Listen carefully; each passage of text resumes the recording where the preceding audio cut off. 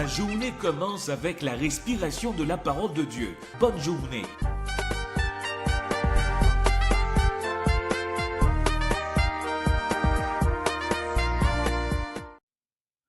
Chers amis, un cordial salut à vous tous. Comme vous le savez très bien, nous sommes en train de réfléchir sur l'exercice de la sanctification. Et cette réflexion, nous la trouvons dans Josué chapitre 6. Dans notre dernière réflexion, nous avons répondu à la question « De quoi vous vous appropriez ?» De quoi vous vous appropriez? Et nous avons pu découvrir que le peuple d'Israël s'est approprié de la sanctification.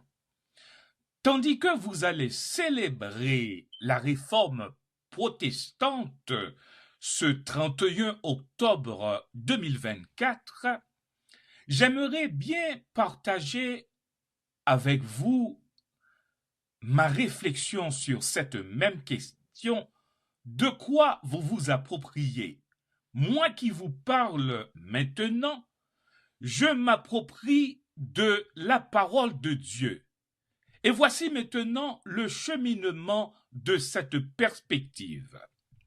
Vous vous rappelez de Josué, lorsqu'il, n'est-ce pas, a reçu le flambeau de Moïse, Moïse lui a passé le flambeau, Moïse a fait cette déclaration que nous trouvons dans Josué chapitre 1er, le verset 8e jusqu'au verset 9e.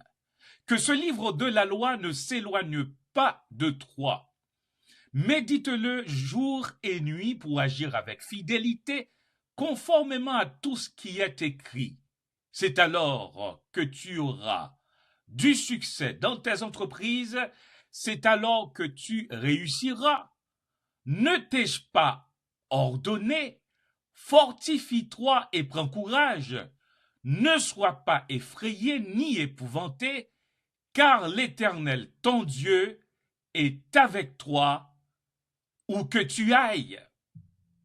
L'apôtre Paul, mes chers amis, a fait la même chose.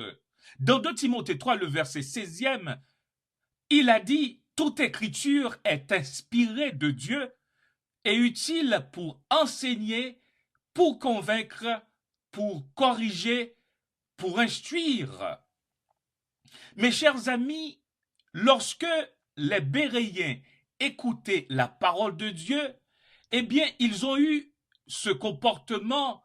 C'est ce que nous lisons dans Actes 17, le verset 11e. Ces Juifs avaient des sentiments plus nobles que ceux de Thessalonique. Ils reçurent la parole de Dieu avec beaucoup d'empressement et ils examinaient chaque jour les Écritures pour voir si ce que l'on leur disait était exact. Et maintenant, le grand réformateur Martin Luther, lorsqu'il se révoltait contre la doctrine catholique qui faisait comprendre que nous sommes sauvés par les œuvres, eh bien, on invitait Martin Luther à abandonner ses commentaires biblico-théologiques. Il a fait cette déclaration. Puisque votre majesté impériale et vos seigneuries me demandent une réponse nette, je vais vous la donner sans cornes et sans dents. Non, si l'on ne me convainc par les témoignages de l'Écriture ou par des raisons décisives, car je ne crois ni au pape ni au concile seul, puisqu'il est clair comme le jour, puisqu'ils ont souvent erré et qu'ils se sont contredits. Je suis dominé par les saintes écritures que j'ai citées et ma conscience est liée par la parole de Dieu. Mes chers amis, vous ne devez pas avaler n'importe quelle pilule. Lorsque vous allez à l'église locale pour écouter les pasteurs, les évangélistes, les docteurs en théologie, eh bien, vous devez faire comme les Béréens. Arrivé à la maison, je vous invite à lire à nouveau le texte sur lequel on vous a prêché, afin que vous puissiez vérifier les discours sur Dieu prononcés par les pasteurs, les évangélistes et les docteurs en théologie. Mes chers amis, vous ne devez pas avaler n'importe quelle pilule. Ma femme est médecin.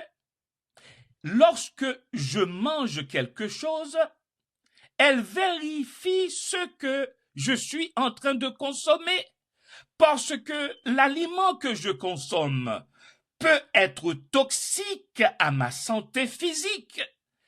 Jésus a dit, l'homme ne vivra pas de pain seulement, mais de toute parole qui sort de la bouche de Dieu. Mes chers amis, la parole ou les commentaires biblico-théologiques, s'ils ne sont pas vrais, peuvent être toxiques à votre santé spirituelle, peuvent être toxiques à votre santé mentale, la raison pour laquelle vous devez faire très attention aux paroles que vous écoutez. Mes chers amis, tandis que vous célébrez la réforme protestante, il faut faire très attention à ce que vous consommez. Il ne faut pas avaler n'importe quelle pilule. De quoi vous vous appropriez? Eh bien, je vous encourage à vous approprier de la parole de Dieu. Sola scriptura, l'écriture seule, et que Dieu vous bénisse.